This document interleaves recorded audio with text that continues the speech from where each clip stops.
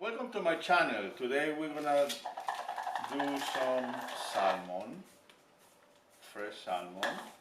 We're just gonna use simple salt and pepper.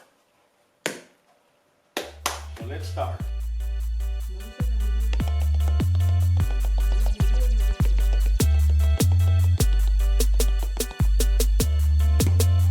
Now we're gonna add some salt.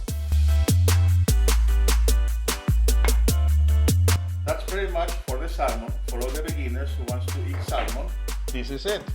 You have to put your oven at 350 degrees. Okay, 350. Start. We're gonna wait until the oven is hot so we can put this in the iron plate. We're going to cook this for about 17 minutes. 17 minutes has passed.